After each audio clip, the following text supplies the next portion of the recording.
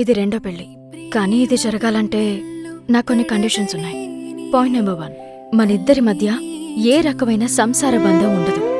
Sorry.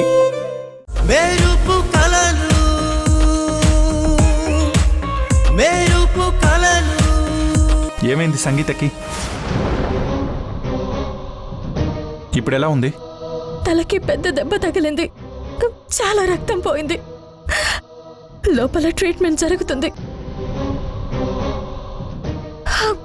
డాక్టర్లు ఇంకా ఏం చెప్పడం లేదు. నాకు భయంగా ఉంది. అసలు ఇదంతా ఎలా జరిగింది? తెలుసుకొని ఏం చేస్తావు? అసలు ఎవరు నిన్నిక్కడికి రమ్మన్నారు? ఎందుకు వచ్చావు? అది కదత్తయ్య, సంగీత. మాట్లాడుకు. నిన్ను చూడాలంటేనే నాకు ఏదోలా ఉంది.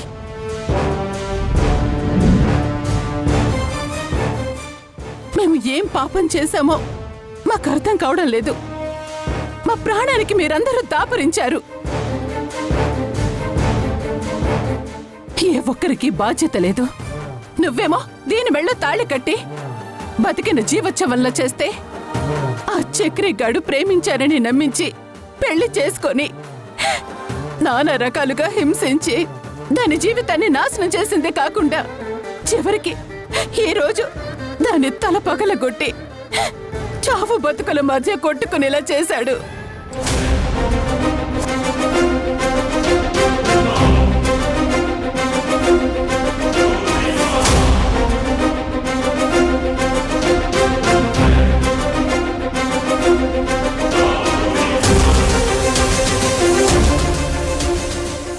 సంగీతని గాఢంగా ప్రేమిస్తున్నా.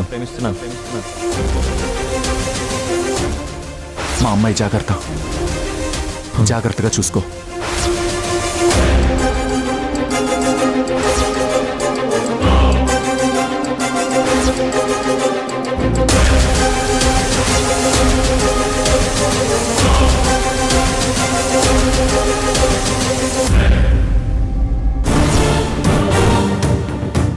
ఆ చక్రి సంగీతని కొట్టాడా? దీనంతటికీ కారణం ఆ చక్రియా? వాడిని బతకనివ్వను. ఈరోజు వాడి ఎంత చూస్తాను. ఆగు. నువ్వేదో గొప్పవాడిపోయినట్టు నువ్వెళ్ళి వాడంతా చూస్తావా?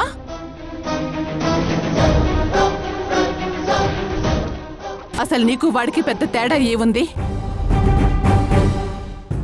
వాడైతే ఎలా సంగీత మెళ్ళో తాళి కట్టాడు, నువ్వు అంతేగా. నా మీద పగ తీర్చుకోటానికి మీ అమ్మతో ప్లాన్ చేసి సంయుక్త మెళ్ళో తాళి కట్టావు. నీకేదైనా పగ తీర్చుకోవాలనుంటే నన్ను సాధించండి, అంతేగాని ఇలా నా కూతుళ్ళని అడ్డం పెట్టుకొని నన్ను బాధ పెట్టాలని చూడకండి.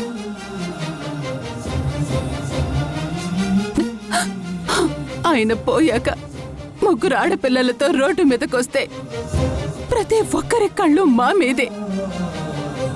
దాన్ని ఆసరాగా చేసుకొని మమ్మల్ని మీ అమ్మ మీ ఇంటికి తీసుకొచ్చింది. సంయుక్త ఆవిడ్ని దేవత అనుకుంది. కానీ ఎప్పుడైతే నువ్వు నా కూతురు మెళ్ళలో తాళి కట్టావో అప్పుడే మీ నిజ స్వరూపం బయటపడి సంయుక్కి మీ గురించి తెలిసింది. నువ్వు నమ్మించి మోసం చేసినట్టుగాని వాడు సంగీతని మోసం చేశాడు. ఇప్పుడు సౌందర్యేమో ఆ ధర్మతేజ ఇంట్లో ఉంటుంది.